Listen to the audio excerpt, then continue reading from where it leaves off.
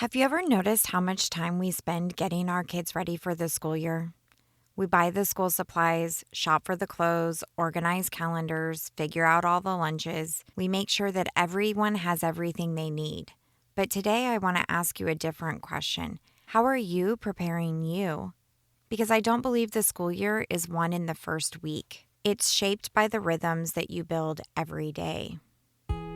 Mama, are you tired of meltdowns stealing the peace in your home? Welcome to Parenting Beyond Meltdowns. I'm Amanda, a Christian life coach and a mom of a strong-willed neurospicy teen. If you've tried everything from consequences, parenting books, crying out to the Father, and still feel like you're failing, you're not alone. Inside this podcast, we'll explore how faith, emotional regulation, and connection work together so that you can parent from a place of peace, even in the hardest moments. You don't have to hold it all together here. This is a safe space to lay it all down. Welcome.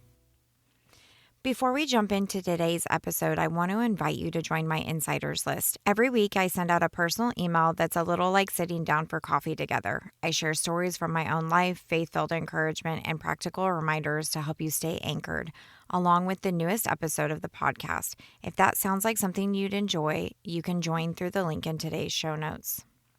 Whether your child is heading into public school, private school, or you're homeschooling this year, this season can feel like a whirlwind. There are schedules to figure out, appointments, school supplies, new routines. Maybe you're excited. Maybe you're exhausted just thinking about it. Maybe, if I'm being honest, you're a little bit of both. And if you're parenting a strong-willed or neurodivergent child, back to school can bring another layer of stress.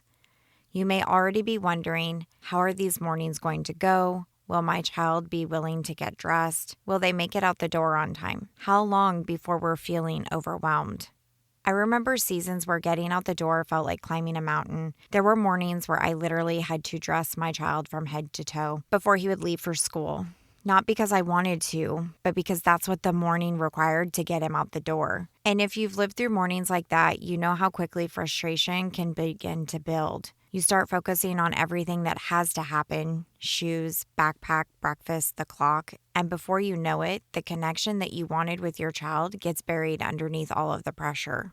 Looking back, I realized I spent a lot of time measuring whether we got out the door, instead of paying attention to the atmosphere we were creating while we were getting there. That's why I want to encourage you with this one thought today. The school year isn't won in the first week. It's shaped by rhythms that you build every day. Not just routines, rhythms, because routines help us accomplish tasks, but rhythms shape the kind of home we're creating. When I say nourishing rhythms, I'm not just talking about adding 20 more things to the list that you already have in your full day. I'm talking about simple practices that nourish your heart, your child's heart, and the connection between you. Rhythm number 1, prepare yourself, not just your child. Mama, you've probably spent hours preparing your child for the school year, but how are you preparing you? Are you creating rhythms that help you stay emotionally anchored? Maybe that looks like spending time with the Father. Maybe it's going for a walk, getting enough sleep, moving your body, taking 5 minutes to check in with your own emotions. Maybe it's reading scripture before bed instead of scrolling on your phone. It doesn't have to happen first thing in the morning. The point isn't when you do it. The point is that you're caring for the woman who's going to show up for her family every single day, because it's hard to offer peace when you've never given yourself space to receive it. Rhythm number 2, redeem ordinary moments with connection. One thing I love about connection is that it doesn't usually require more time. It just requires more intention. You're helping your child get dressed, packing their lunches. What if in those ordinary moments became opportunities for connection? Maybe while you're looking for shoes, you ask, what's something that you're looking forward to today? Or what's one thing that you're thankful for?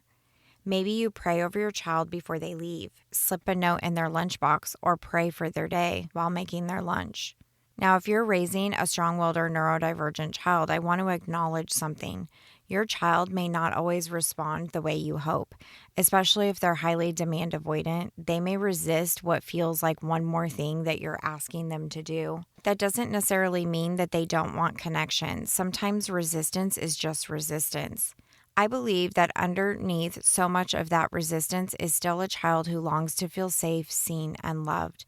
So don't measure success by whether or not they respond exactly how you hoped. Measure success by the kind of parent you're becoming. Keep planting seeds of connection even when you don't immediately see fruit. Rhythm 3, become a soft place to land. When your child comes home from school, especially your neurodivergent kiddos, they've often spent the day working really hard. They've been navigating noise, expectations, transitions, social situations. For some children, they've spent the entire day masking just to make it through.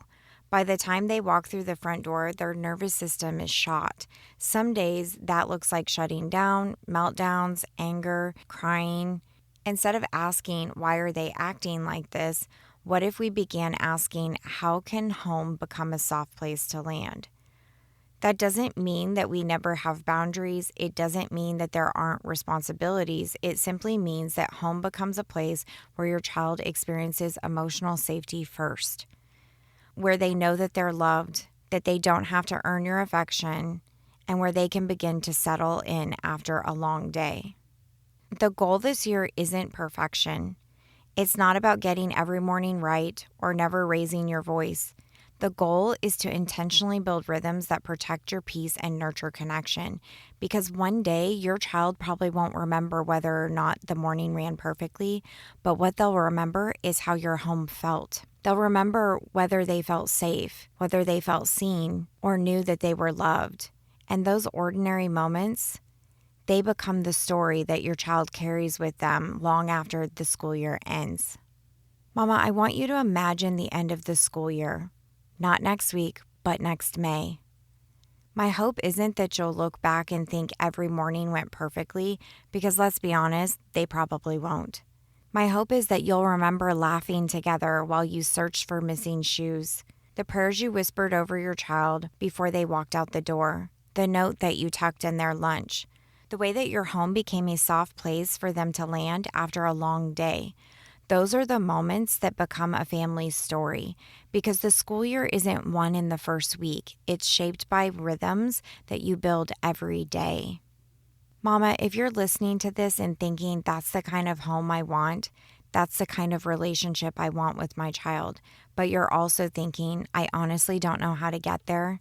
If that's the story that you want to write, I'd love to help you write it. You can learn more about Anchored Mama Coaching by visiting amandacalfee.com/coaching or through the link in today's show notes. There you'll find the details you need, ask any questions that you have, and take the first step to rewriting your story. Hey, sweet mama, I hope you loved today's episode. Can you do me a favor? If this episode spoke to your heart, would you take 30 seconds and share it with a mama in your life who needs to know they are not alone? Also, would you leave a quick review on Apple Podcasts for me? It blesses my heart to know that this show is giving you hope in hard moments. All right, I'm off to grab some protein because love and grace flows easier when you're not just running on fumes and coffee. I'll meet you back here next week for another honest and hope-filled conversation. In the meantime, Mama, stay rooted in faith and anchored in love.